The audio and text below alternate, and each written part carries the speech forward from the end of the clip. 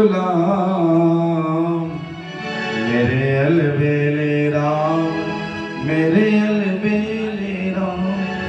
राजा परीक्षित ने प्रश्न किया, गुरुजी भागवत की कथा में आपने दो बातें कही थी। एक तो आप कहते हो कि भगवान वो सब प्रिय है, सब इनकी संतान है, तो फिर जब सब संतान ही है भगवान की, तो वे पक्षपात क्यों करते हैं?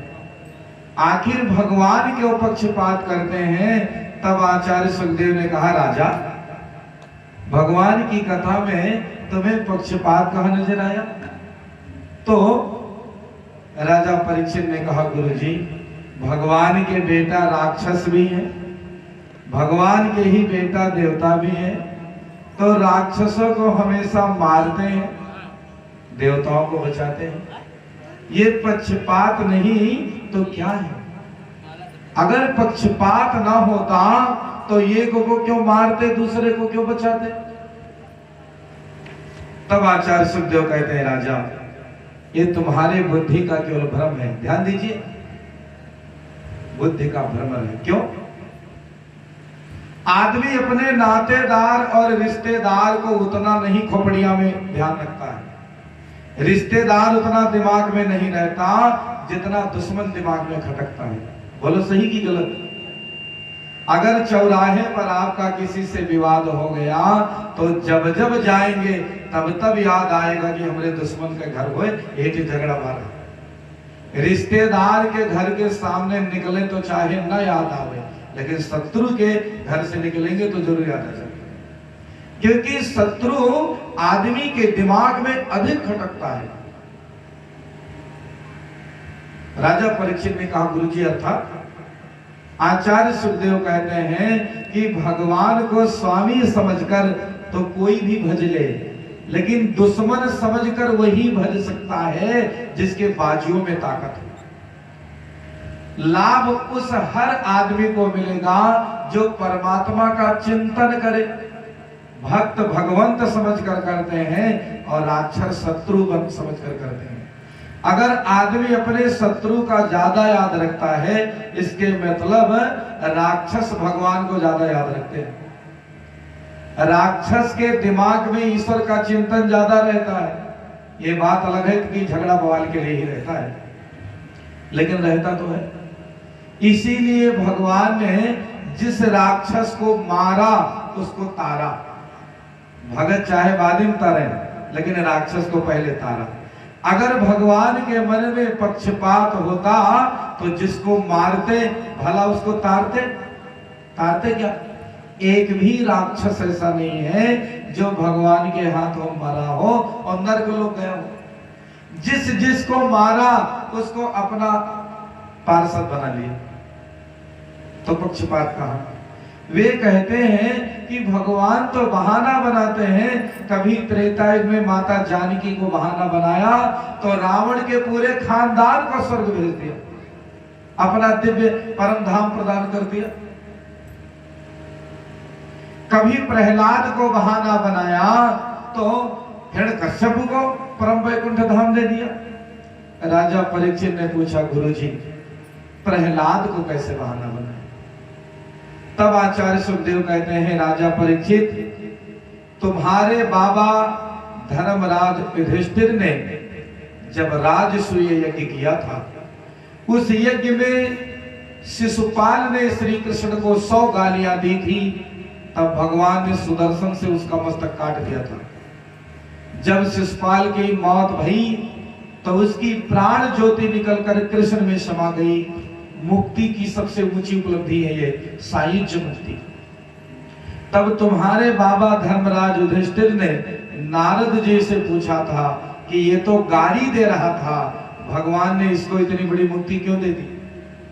तो तुम्हारे बाबा को जो नारद जी ने कथा सुनाई थी वही कथा मैं तुम्हें सुना। कौन सी कथा महाराज? अति प्राचीन इतिहास है कि जब भगवान ने पृथ्वी को रसातल से लाने के लिए बाराह का रूप धारण किया, पृथ्वी को स्थापित किया जल पर, तो हिरण्याक्ष नामक दैत्य से उनका युद्ध हो गया। हिरण्याक्ष दैत्य का जब वध कर दिया, बाराह भगवान ने, तो उसका भाई हिरण्यकश्यपु ने कहा कि मैं अपने भाई के शत्रु से बदला लेकर मानूंगा, नारायण का मैं भी वध कर दूंगा। अपनी पत्नी, अपने भतीजों, अपनी अम्मा, सबको हिरण्यकश्यपु ने ढांढस बनाया। ध्यान दीजिए भाई, और कहा कि मैं तपस्या करूंगा ब्रह्मा जी की, बहुत बड़ी शक्ति प्राप्त करूंगा और फिर नारायण से बदला लूंगा। और ध्यान देना भाइयों बहनों,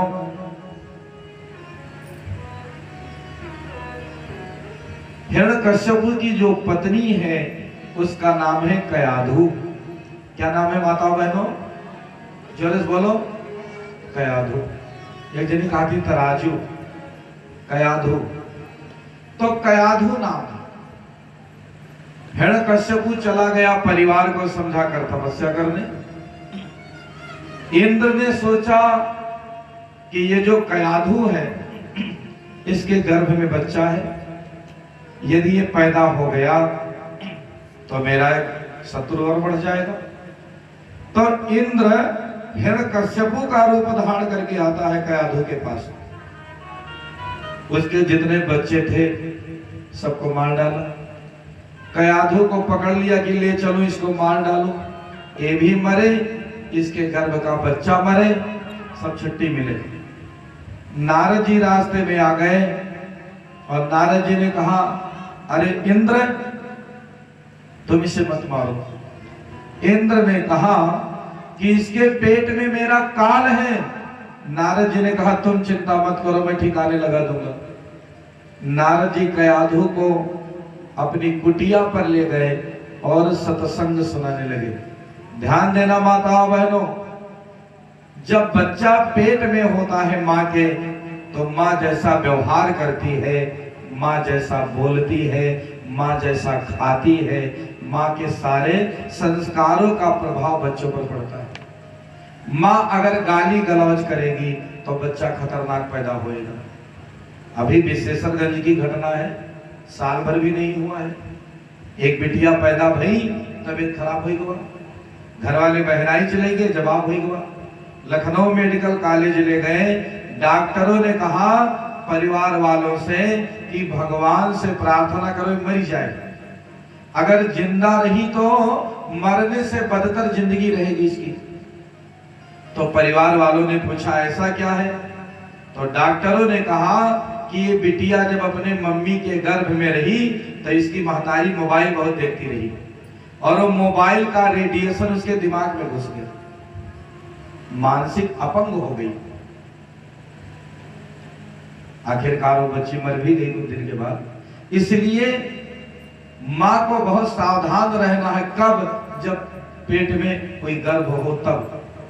पढ़ी लिखी हो तो रामचरितमानस पढ़े डालो 9 महीना में पूरा थोड़ा थोड़ा करके, बच्चा सात्विक पैदा होएगा। पढ़ी लिखी नहीं हो, सीताराम सीताराम करो, गाली गलौज मत करो, फोकट की बात करने वालों की अगल बगल मत बैठो। परिवार वालों की भी जिम्मेदारी होती है कि घर में कोई नारी अगर गर्भवती है तो उसके सामने गाली गलौज मत करो। बच्चा सब अपनी अम्मा के पेट में सीखता है, बाहर तो उसका विस्तार होता है।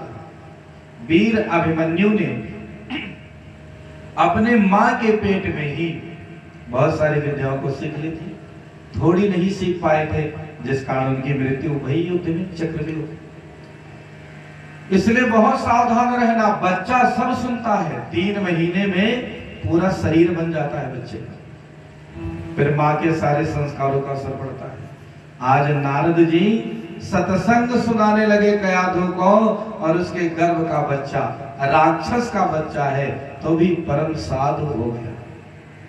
उधर हिरण्यकश्यपु ने जाकर के एक पांव के बल खड़े होकर के ब्रह्मा जी की अखंड साधना आराधना प्रारंभ करी।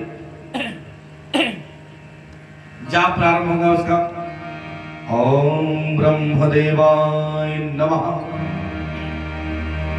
ओम ब्रह्मदेवाय नमः, ओम ब्रह्मदेवाय नमः, ओम ब्रह्मदेवाय नमः, ओम ब्रह्मदेवाय नमः, ओम ब्रह्मदेवाय नमः, ओम ब्रह्मदेवाय नमः, ओम ब्रह्मदेवाय नमः। काफी समय तक ना घाम की परवाह ना बरखा की परवाह, ब्रह्मा जी प्रकट हो गए।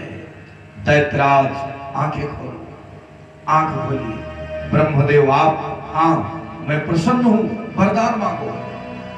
तो उसने कहा ब्रह्मदेव यदि आप प्रसन्न हैं तो मुझे वरदान दो कि मैं अमर हो जाऊं, मेरी कभी मौत ना हो।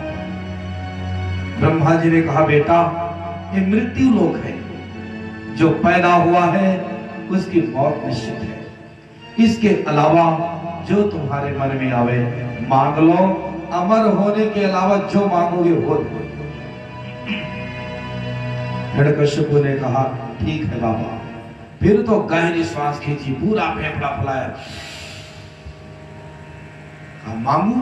हाँ हाँ मांगो। तो उसने कहा तो दो, नोट करो।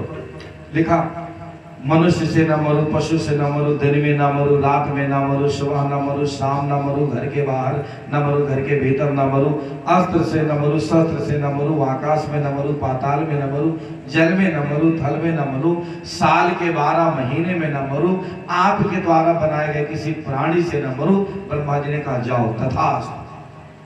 तो हिरण्यकश्यप ने कहा कि अमर होने में कसर क्या रह गई? अब कौन कसर रह गई? अब तो अमर ही हो गए। लौटा वहां से। नारद जी ने कयाधु को वापस कर दिया। कयाधु को एक बच्चा हुआ। दैत्य कुल के आचार्यों ने उस बच्चे का नाम रखा प्रहलाद। क्या नाम रखा? हिरण्यकश्यप ने लोगों से कहा कि ब्राह्मण भोज, यज्ञ, अनुष्ठान, कथा, सत्संग, कीर्तन, अनुष्ठान सब बंद करो और जो करेगा उसको सूली पर चढ़ा दो। पुराने जमाने में सूली की सजा होती थी, बहुत खतरनाक। आज फांसी की सजा, गले में फंदा लगाकर लटका दिया, पर पहले सूली होती थी। सूली गले में नहीं डाली जाती थी। जिसको सूली की सजा होती थी इतना मोटा भाला रहता था, ऊपर नुकीला, और जिसको सूली की सजा होए उसको पकड़कर वही बैठाई देते रहे सूलिए पर। नीचे से ऊपर सिर फाड़ के जब निकल जाए भाला तब उसको उतारा जाता था। हिरण्यकश्यप ने कहा कि मेरे राज्य में अगर किसी ने नारायण का कीर्तन किया, नाम लिया, तो उसको सूली पर टंगवा दूंगा। सब बंद। प्रहलाद को तो अपनी अम्मा के गर्भ से ही संस्कार मिला था। बड़े भाई पढ़ने गए। हिरण्यकश्यप ने एक विद्यालय खुलवाया था, हिरण्यकश्यप दानव विश्वविद्यालय। वो ऐसा विश्वविद्यालय, ऐसा यूनिवर्सिटी रहा कि नर्सरी से लेकर पीएचडी तक अलग जाए जरूरत नहीं है। सारी राक्षसी पढ़ाई वहीं होती थी। प्रहलाद पढ़ने गए, हॉस्टल भी रहा वहीं, खान पान की सारी व्यवस्थाएं थी। प्रहलाद कुछ दिन के बाद जब पढ़ के लौटे तो पिता ने गोदी में बैठाया, पूछा क्या पढ़ा है मेरे बेटे ने? तो प्रहलाद ने कहा पिताजी मैंने पढ़ा है कि आत्म कल्याण चाहने वाले व्यक्ति को नारायण की आराधना करनी चाहिए। बाप बड़ा क्रोधित भया कि ये कुल घातक कहां पैदा होगा। सबको हमने कहा है सूली चढ़ाने का, हमारे पुत्र बाप के आज्ञा का खिलाफ करने लगा। तो जो राक्षस के गुरु हैं उनका नाम है शुक्राचार्य। क्या नाम है माताओं बहनों? जोर से बोलो। शुक्राचार्य। शुक्राचार्य के 2 बेटे हैं, एक का नाम है संड और दूसरे का नाम है अमर्क।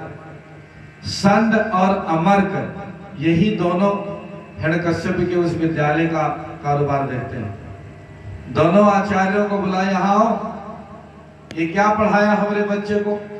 हमारे दुश्मन का गुणगान कर रहा है। आचार्यों ने कहा महाराज हम तो वही पढ़ाते हैं जो पाठ्यक्रम आपने बनाया है, ये पता नहीं कहां सिखाया। काले जायज पर पैनी दृष्टि रखना। फिर ले गए। 6 महीना पढ़ाया, 6 महीना पढ़ के अब के जब लौटे, प्रहलाद बाप ने गोदी में बैठाया और पूछा क्या पढ़ा है मेरे बेटे ने? तो प्रहलाद के मुंह से वेदांत निकल पड़ा। वे बोले श्रवणम कीर्तनम विष्णु स्मरणम पाद सेवनम अर्चनम वंदनम दास्यम सख्यम आत्मनिवेदनम।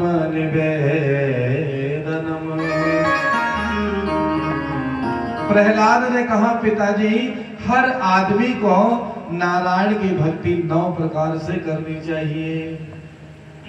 कौन कौन?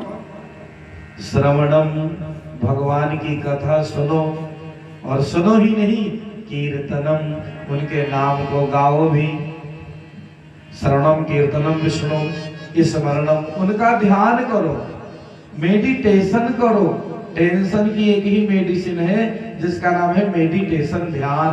बिना भगवान के ध्यान के चाहे जितना घर में सुख सुविधा बढ़ जाए, शांति नहीं आ सकती जीवन में। साधन भरे पड़े हैं पर साधना नहीं है। भगवान तो वही है पर आराधना नहीं है, परम पिता से प्यार नहीं और मधुर व्यवहार नहीं। इसीलिए तो आज जगत में कोई सुखी परिवार नहीं। इसलिए प्रहलाद ने कहा पिताजी, परमात्मा का ध्यान करो, उनके चरण की सेवा करो, अर्चन करो, वंदन करो और अपने को उनका दास समझो, दास्यम, सखा समझो। तुम्हें वो माता च पिता, तुम्हें वो बंधु च सखा तुम्हें। और अंत में अपने आप को निवेदित कर दो, क्योंकि हमारा और परमात्मा का संबंध ही अटूट है और शाश्वत है।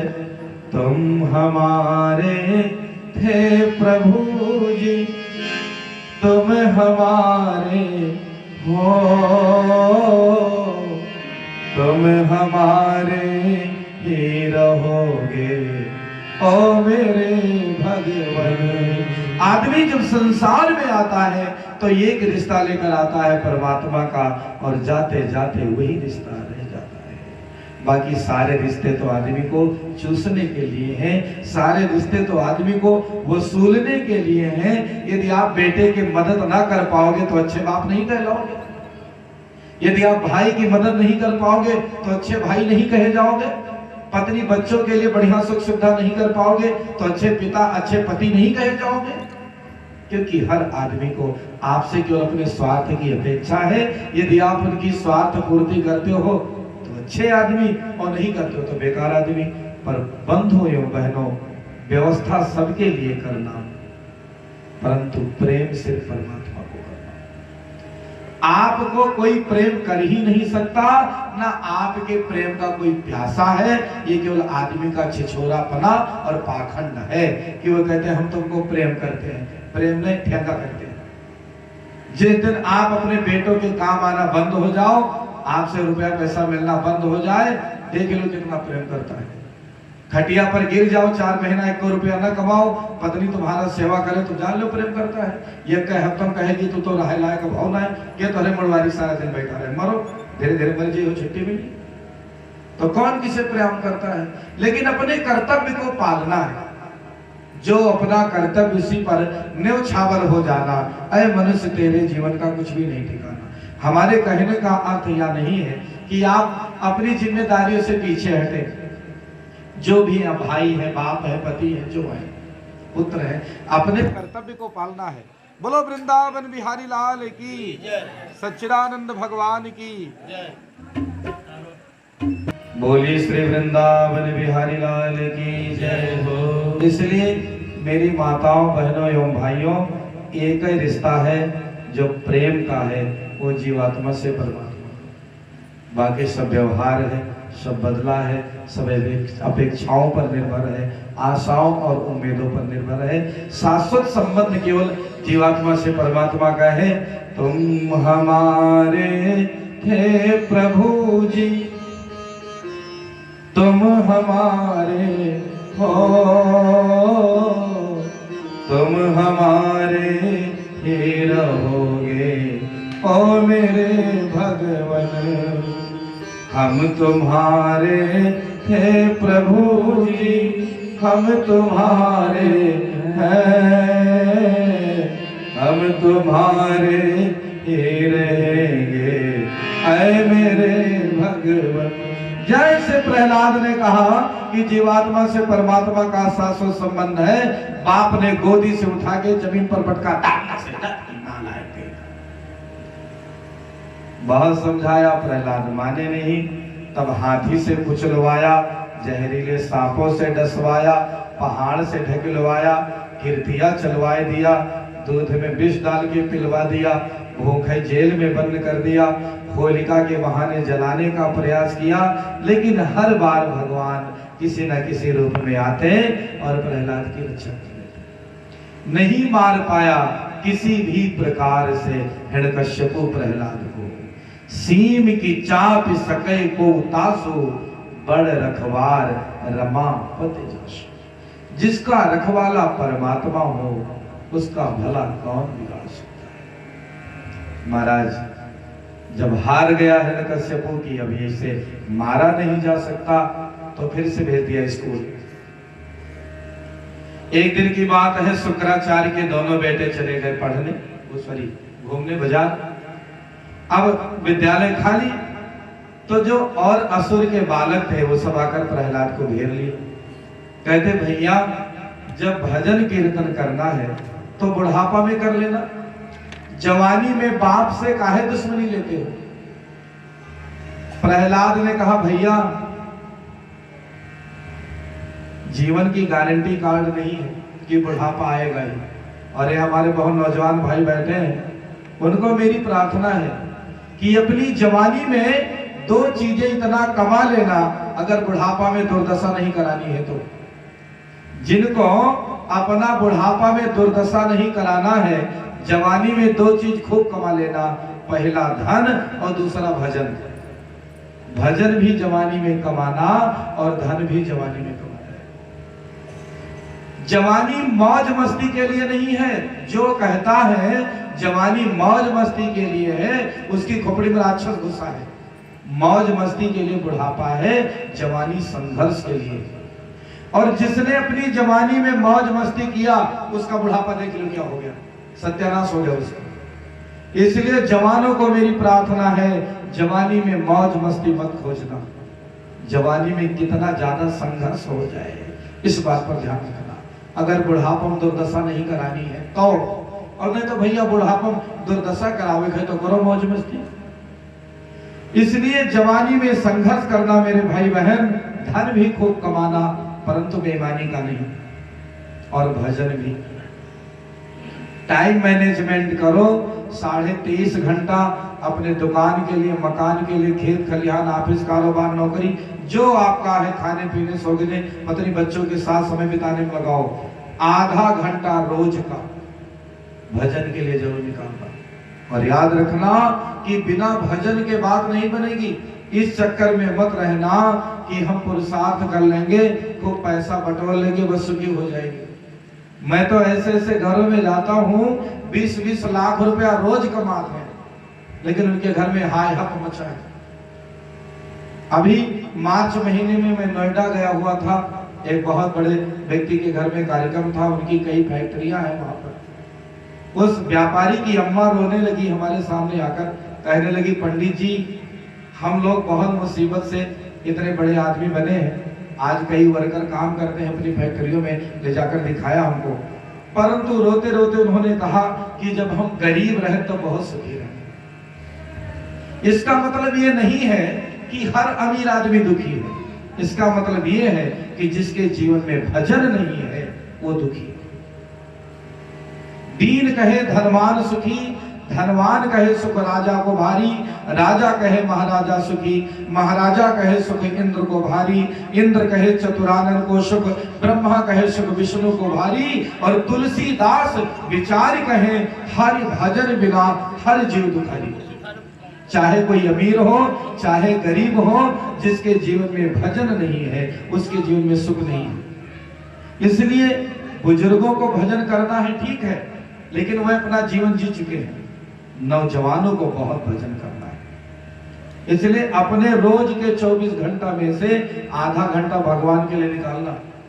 यदि आप कहते हो मैं बहुत बिजी हूं, मेरे पास भजन का समय नहीं है, तो आप बिजी उजी नहीं हो। जो व्यस्त है वो मस्त है, और जिसके पास भजन के लिए समय नहीं वो व्यस्त नहीं, वो अस्त व्यस्त है।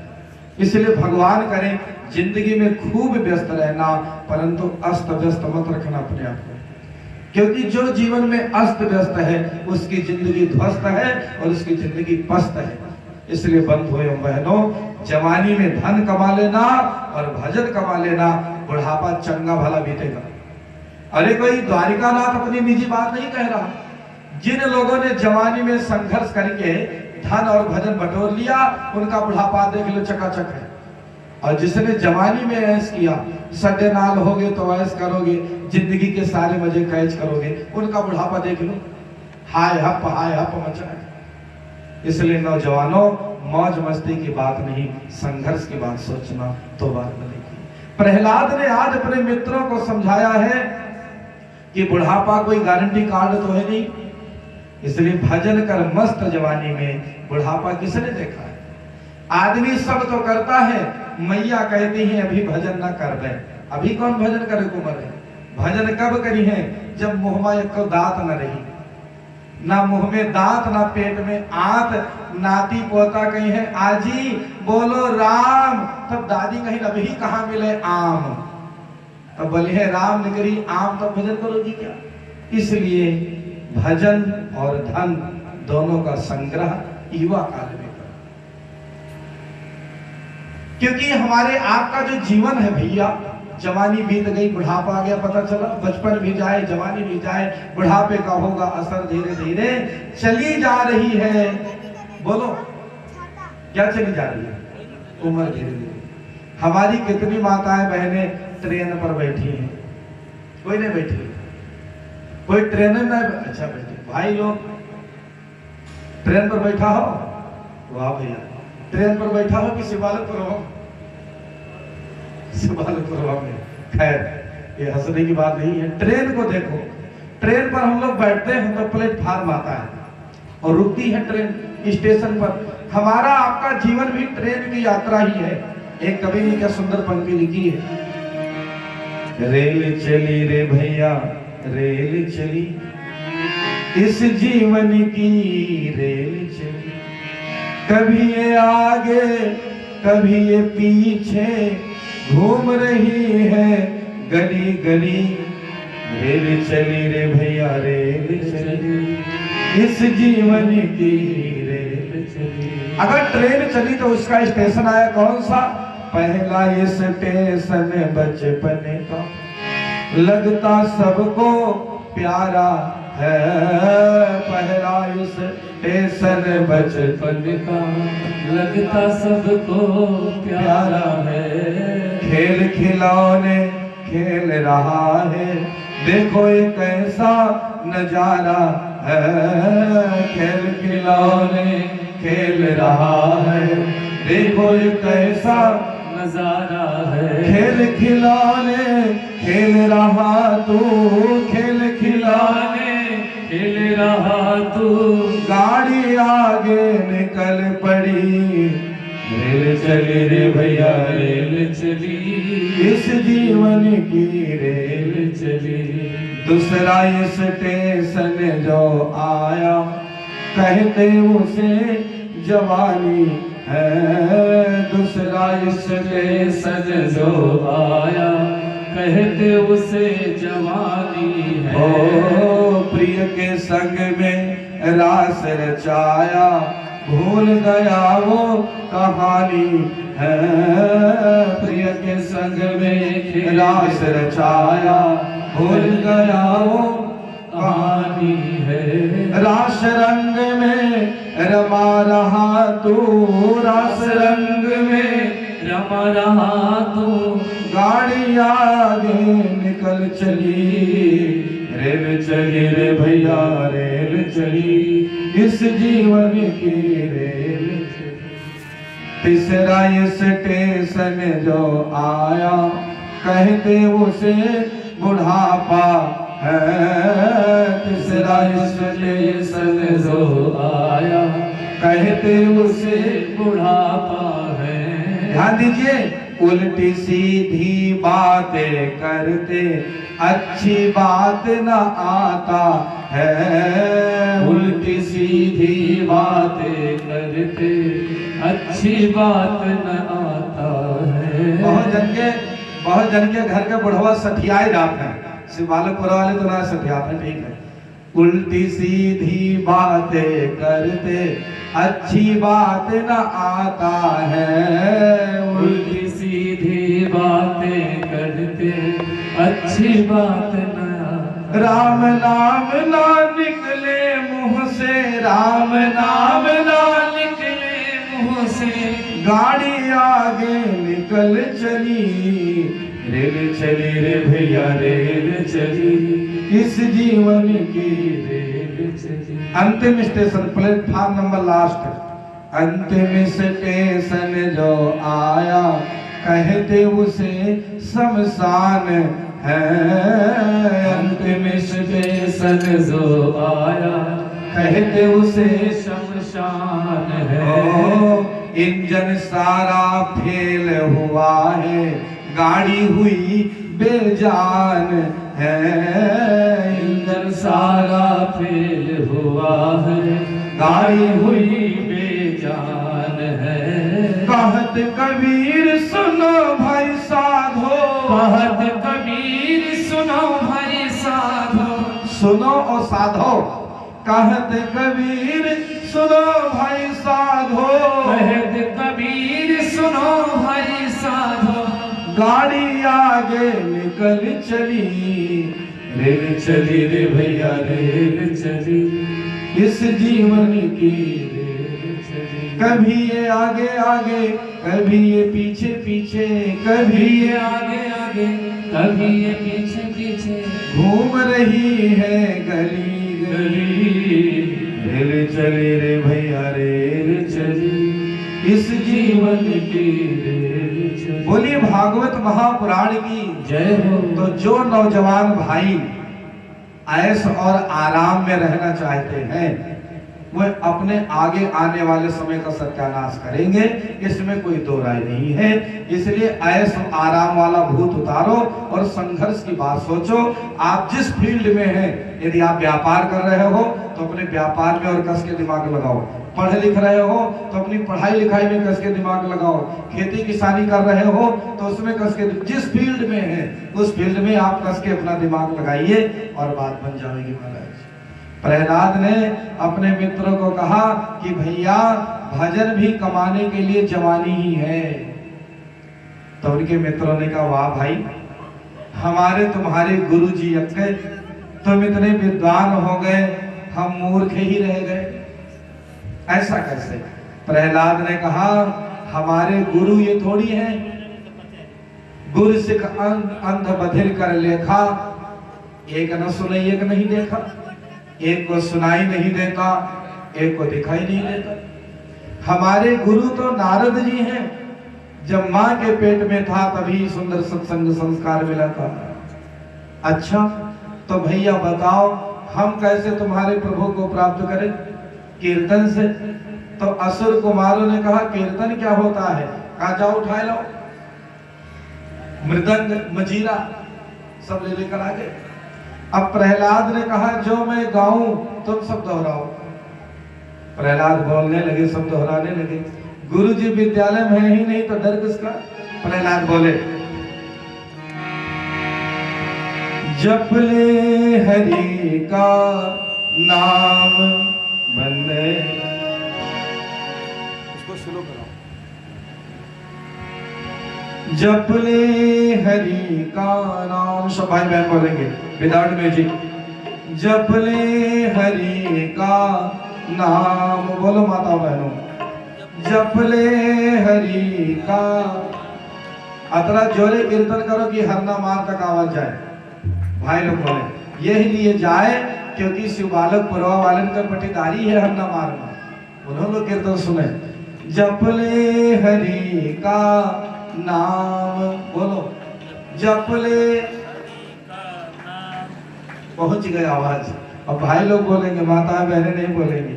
जपले हरि का नाम बोलो भैया, जपले।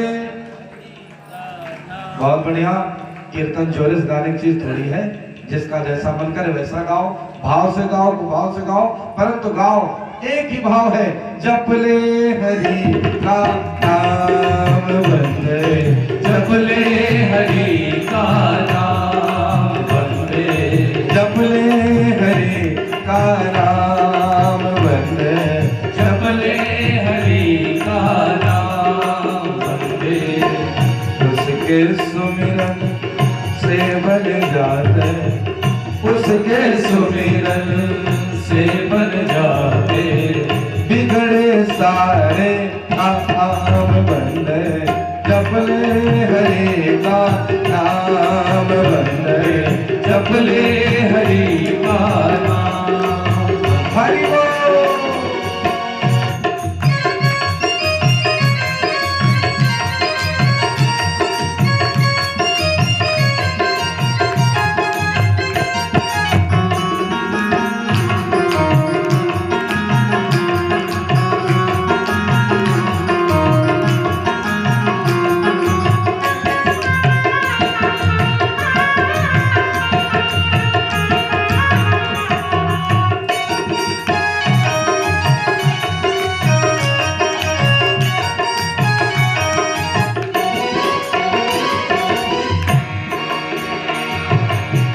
सूरज चांद सितारे सारे उगते ढलते रोज, सूरज चांद सितारे सारे सकल ढलते रोज, धरती से अंबर तक फैला प्रभु का ही तो हो। धरती से अंबर तक फैला प्रभु का ही तो उनका ही तो पलक उठाते दिन उगता है, पलक उठाते दिन उगता, पलक झपकते शाम बंदे। जपले हरि का नाम वंदे, जपले हरि का नाम वंदे, जपले हरि का नाम। हिरण्यकश्यपु के विद्यालय में भजन हो रहा है, आचार्य है ही नहीं। पड़ोस के लोगों ने सुना तो बाजार गए, आचार्य से जाकर कहा कि आज तुम बर्खास्त कर दिए जाओगे। महाराज जी के दुश्मन का नाम गाया जा रहा है उनके विद्यालय में। तो आचार्य के साथ एक सैनिक की टेकड़ी थी, 5 सैनिकों को भेजा, जाओ कीर्तन बंद कराओ। 5 सैनिक आए, कीर्तन करने वाले बालकों का हाथ पकड़ लिया, ऐ कीर्तन बंद करो, इतना कहा था। भक्ति का ऐसा करंट लगा कि सैनिक अपनी ड्यूटी भूल गए कि हमें रोकना है। भक्ति का रंग ही ऐसा है कि वे भी नाचने कूदने लगे और गाने लगे, क्या जपले हरि का नाम वंदे, जपले हरि का नाम वंदे, जपले हरि का नाम। किसी ने जाकर कहा, अरे आचार्य जी 5 सैनिक भेजा था वो कीर्तन करने लग गए। अब की आचार्य ने 10 सैनिक भेजा, 10 सैनिक गए, कीर्तन करने वालों को पकड़ा रोकने को। ऐसा भक्ति का करंट लगा कि ये 10 सैनिक भी कूदने लगे और गाने लगे, जपले हरि का नाम वंदे, जपले हरि का नाम वंदे। किसी ने जाकर फिर कहा, अरे आचार्यों तुम्हारे 15 सैनिक कीर्तन गा रहे हैं बच्चों के साथ, तुम मारे जाओगे, सबको मरवाओगे। तो दोनों आचार्य दौड़े दौड़े गए। एक ने प्रहलाद का दाहिना हाथ पकड़ा, एक ने बाया, और कीर्तन बंद कर। इतना कहा ही था, प्रहलाद ने तो कीर्तन नहीं बंद किया। पर कीर्तनकार को पकड़ने के कारण आचार्यों को भी करंट लग गया भक्ति का, और वही प्रहलाद का पकड़ के हाथ ऊपर कुदाने लगे और गाने लगे, जप ले हरि का नाम वंदे जप ले हरि का नाम, वंदे जप ले हरि का नाम। उसी यूनिवर्सिटी के बगल का एक राक्षस रहता था, और दौड़ा दौड़ा जाकर के कहा हिरण्यकश्यप से, महाराज चलो नजारा देख लो, मंदिर जब बन जाएगा तो देख नजारा कैसा होगा, चलो देखो। पहुंचा हिरण्यकश्यप, जैसे प्रवेश किया गेट के अंदर, देखा क्या सुंदर वातावरण है, जप ले हरि का नाम, वंदे जप ले हरि का नाम, वंदे जप ले हरि का नाम। राक्षस को कीर्तन अच्छा नहीं लगता। आचार्य सुखदेव कहते हैं, राजा परीक्षित अगर हिरण्यकश्यपु प्रहलाद को छूता तो वो भी गाता कि जप ले हरि का नाम, लेकिन प्रहलाद को हिरण्यकश्यप ने छुआ नहीं। पहुंचा, कीर्तन हो रहा था, जमीनिया पे कस के एक घूसा मारा, कीर्तन बंद। हिरण्यकश्यप ने कहा, रे दुष्ट दुराचारी, तुझसे तो बाद में मैं निपटूंगा, बोल कहां है तेरा नारायण, आज उससे मैं निपट लूंगा। प्रहलाद ने कहा, पिताजी कैसी बात करते हो, आप पूछते हो कहां है मेरा नारायण, वो कहां नहीं है, ना केवलम में भवतस्य राजन सवै बलम बलिना चापरेशा ईशावास्यमिदं सर्वम यत्किंचित् जगत्याम जगत्, एवरीथिंग इज ही। ऐसा कहां है जहां भगवान नहीं है, वो तो हर जगह है, कण कण में सब व्याप्त है, हम में है, तुम में है, सब में है, इस खंबे में है, दीवार में है। क्रोध आदमी को पागल कर देता है। खंबे का नाम जैसे लिया तो हिरण्यकश्यपु ने तुरंत उस खंबे पर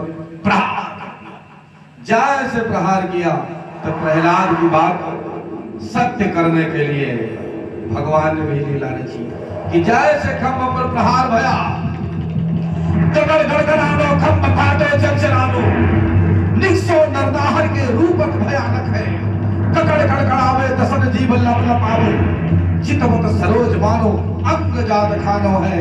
परमात्मा प्रहलाद की बात को सत्य करने के लिए उसी स्थान पर नरसिंह रूप में प्रकट हो गए। बोल नरसिंह भगवान की, और झपट के पकड़ा हिरण्यकश्यप। अभी पिछले साल हम वहां गए थे जहां भगवान ने खंभ फाड़ के अपना नरसिंह रूप प्रकट किया था महाराज, तो जांघे पर लेटा दिया और कहा अब मैं तेरे प्राण ले लूंगा। तो हिरण्यकश्यप को तो कोई भय था नहीं, वो जानता था कि ब्रह्मा जी से हमें वरदान मिला है। उसने कहा भगवान से कि मुझे वरदान है, ना मनुष्य मारे हमको ना पशु। भगवान ने कहा देख मेरी और मैं कौन हूं? तो उसने कहा ना तो आप मनुष्य हो ना पशु हो, आप तो नरसिंह हो, दोनों का काम्बो। फिर भी नहीं मार पाओगे, हमें वरदान है ना दिन में मरो ना रात में मरो, ना सुबह मरो ना शाम मरो। भगवान ने कहा बच्चू तुझको मारने के लिए हमने एक अलग मुहूर्त निकाला है, ये हमारी माताएं बहनें बताएंगी। ऐसा कौन सा समय है 24 घंटा में जो ना दिन में है ना रात में ना सुबह ना शाम में? जरूर बोलो, पूछ लो अगल बगल। गोधूल, गोधूली बेला। भगवान ने कहा तुझे मारने के लिए हमने गोधूली बेला चुनी है, इसलिए याद रखना गोधूली बेला में ना तो खाना चाहिए ना सोना चाहिए। जो गोधूली बेला में खाएगा वो पेट का रोगी हो जाएगा। ध्यान देना भाई, अब तो आदमी टाइम नहीं देखता, जहां मिल जाए वहीं जुट जाता है, लेकिन गोधूली में खाने वाले को उदर रोग हो जाएगा। गोधूली में जो सोएगा उसके आंखों की ज्योति चली जाएगी। बाल वृद्ध रोगी को क्षमा है, यदि कोई बच्चा है उसको अपराध नहीं है। कोई रोगी आदमी है सो रहा है या उसको दवाई खाने से पहले कुछ खाना है उसको दोष नहीं है, लेकिन स्वस्थ आदमी को गोधूली में सोना नहीं चाहिए और खाना नहीं चाहिए। भगवान ने कहा तुझे मारने के लिए हमने गोधूली बनाया है, उसने कहा तो भी मुझे वरदान है, ना घर के बाहर मरूं ना घर के भीतर। अभी भी हमारी माताएं बहनें ही बतावें कि आपके घर में ऐसी कौन सी जगह है जो ना घर के बाहर में गिरी जाती है ना बाहर भीतर में? कौन जगह? चौखट।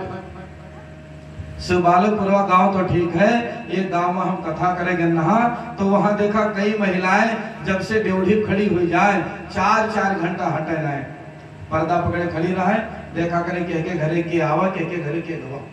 ये दरिद्रता का लक्षण है। तुमको अगर खड़े रहना है तो घर के बाहर आकर खड़ी रहो, नहीं तो अपने घर के अंदर रहो। चौखट पर खड़े रहना ये दरिद्रता का लक्षण है, याद रखना। भगवान ने कहा कि तुझको मैं तेरी चौखट पर मारूंगा, ड्योढ़ी पर। तो कहा तो भी न मार पाओगे, मुझे वरदान है, ना अस्त्र से मरू ना शस्त्र से। भगवान ने कहा तेरा पेट मैं अपने नाखून से फाड़ूंगा। कहा तो भी नहीं मार पाओगे, मुझे वरदान है, न जमीन पर मरू ना आकाश में मरू, न जल में न थल में, आकाश पाताल कहीं नहीं। तो भगवान ने कहा तुझको मैं अपने जांघे पर लेटा कर मारूंगा। कहा तो भी नहीं मार पाओगे, हमें वरदान है कि साल के 12 महीना होते हैं, किसी महीने में मेरी मौत ना हो। भगवान ने कहा अरे दुष्ट है, तुझको मारने के लिए मैंने 13वां महीना रच दिया है। अब हमारे भाई लोग बतावें कि 13वां महीना कौन है? जोर से बोलो। मलमास। 30 डेज है, सितंबर अप्रैल जून एंड नवंबर फरवरी 28 एलान। ये है सिम्टम्स, लक्षण है किसका? पुरुषोत्तम मास का, मल मास का। क्योंकि जब हर चौथे साल में 3 साल बीतने पर फरवरी महीना 29 तारीख का हो जाता है। जो साल का वर्ष 4 से भाग करने पर पूरा कट जाए तो समझ लेना कि यह साल फरवरी 29 दिन की होगी। अब की फरवरी कई तारीख तक रही? बोलो भाई। 2024 की फरवरी 29 दिन की रही। इसके पहले 20 में भी रही। तो जो 4 से कटेगा उसमें सब में रहेगा महाराज। 20 में तो ये जो हर साल का थोड़ा समय इकट्ठा होता है, यही 1 महीना इकट्ठा हो जाता है। भगवान ने कहा तुझे मारने के लिए हमने 13वां महीना रचा है, पुरुषोत्तम मास, मल मास। हिरण्यकश्यप ने कहा अच्छा महीना 13 भी हो सकते हैं, मुझे पता होता तो 13 महीना मांग लेता। फिर भी नहीं मार पाओगे, मुझे वरदान है कि ब्रह्मा जी के द्वारा बनाए गए किसी प्राणी से न मरो। तो भगवान ने कहा कि ब्रह्मा मुझे थोड़ी बनाता है, मैं ब्रह्मा को बनाता हूं। तब अधीर हो गया हिरण्यकश्यप। भगवान ने धीरे से दबाया है उसको और पेट को फाड़कर अंतड़ियों को निकालकर गले में धारण कर लिया। भगवान का तो क्रोध ही नहीं शांत हो रहा था, हाहाकार मच गया त्रिलोकी में। देवता परेशान हो गए, यदि प्रभु का कोप नहीं शांत हुआ तब तो अनर्थ हो जाएगा। किसी देवता की हिम्मत नहीं पड़ी कि जाकर क्रोध शांत कर दो। तो कहा अब एक उपाय है, वैकुंठ चले जाओ, लक्ष्मी जी आवेंगी तो चाहे क्रोध शांत हो जाए, बीच में कोई उपाय नहीं। देवता सब दौड़े गए, लक्ष्मी माँ को बुला के लाए। लक्ष्मी जी ने दूर से देखा नरसिंह भगवान को, कह दी अरे राम राम, इनका जब अवतार भया तब हमसे बताकर आए कि कौन अवतार है। अब ये कौन अवतार धारण कर लिया, हमको बताया ही नहीं। नीचे आदमी ऊपर बाघ। अब भगवान मन में कुपित भय कि यह खंभा फटा जात रहा, हम तुमको वहां बताने वाले कि अवतार ले। लक्ष्मी जी जैसे आगे बढ़ी, ऐसा भगवान ने दहाड़ मारा है कि वहां से भागी लक्ष्मी जी, दूसरा सांस वैकुंठ में लिया। देवता सोचने लगे अब तो अनर्थ हो जाएगा। यदि इनका क्रोध नहीं शांत भया, तब ब्रह्मा जी ने प्रहलाद को आगे किया। प्रहलाद नरसिंह भगवान के आगे गए।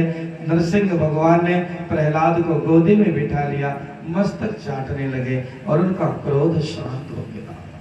तब प्रहलाद ने भगवान के गोदी में बैठे बैठे स्तुति करी है।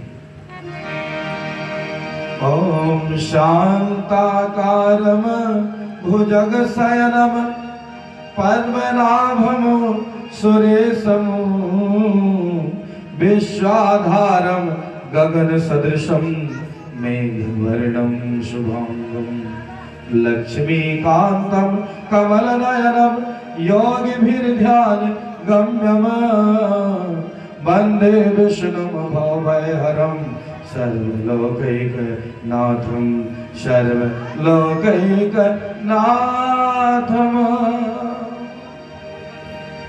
प्रहलाद से नरसिंह भगवान कहते, बेटा जो तुम्हारे मन में हो वरदान मांग लो। तो प्रहलाद ने कहा, प्रभु यदि वरदान देना है तो यही वरदान दे दो कि हमारे मन में कभी कुछ मांगने की इच्छा ना हो, परंतु प्रभु एक बात हमें कहनी है। क्या? हर बेटे का प्रथम कर्तव्य है कि अपने माता पिता की सेवा करे, उनका सम्मान करे। परंतु मैं इतना अभागा बेटा ठहरा जो अपने बाप के मौत का कारण बना, इसलिए प्रभु वरदान यही दे दो कि मेरे पिता की नरक लोक में दुर्दशा हो। भगवान ने कहा, बेटा प्रहलाद तुम कैसी बात करते हो? तुम्हारे जैसा बेटा जिस कुल खानदान में पैदा हो जाए उसकी 21 पीढ़ियां तर जाती हैं। कितनी पीढ़ियां भाइयों बहनों? 21 पीढ़ी। ऐसा भागवत महापुराण के 7वें स्कंध में लिखा है। भगवान नरसिंह जी ने स्वयं कहा है कि जिसके घर में भागवत की कथा हो जाए अथवा प्रहलाद जैसा बेटा हो जाए तो उसकी 21 पीढ़ियां तर जाती है। क्या दिक्कत है भैया? 21 पीढ़ियां तर जाती है। कौन कौन? 7 पीढ़ी बाप की, 7 पीढ़ी नाना की और 7 पीढ़ी ससुराल की। ऐसा भागवत में लिखा है। 21 पीढ़ी तर जाती है। इसलिए बेटा तुम्हारे पिता को तो परम गति ही मिलेगी महाराज। फिर परमात्मा ने प्रहलाद को राजगद्दी दे दी है और स्वयं अंतर ध्यान हो गए। अब कछ नाथ न चाहिए मोरे दीन दयाल अनुग्रह। आज का आदमी कहता है कि पहले तो भगवान प्रकट हो जाते थे खंभा फाड़ के, अब काहे नहीं प्रकट होते हैं? क्यों नहीं होते? सूर्य अनेक फिरे कण मागत पै पद सूर सुस्वार कहा पुनि ताल मजीरा बजाते फिरे मेरा मतवारी से ताल कहा। सिया राम कथा कितनों ने लिखी तुलसी जैसी मर्याद कहा नरसिंह बसे प्रतिखंभन में पर काढ़न को प्रहलाद कहा पर काढ़न को प्रहलाद कहा। हम भगवान के होने पर प्रश्न उठाते हैं, कम से कम प्रहलाद तो बने, नरसिंह ना प्रकट हो जाए तो कहना। तो परमात्मा वही अंतर ध्यान हो गए। प्रहलाद जी का राज्याभिषेक कर करके महाराज इस प्रकार आज आचार्य सुखदेव ने राजा परीक्षित को इस प्रसंग के माध्यम से बताया है कि भगवान पक्षपात नहीं करते, उनको तो शक्ति है। श्रीमद् भागवत महापुराण के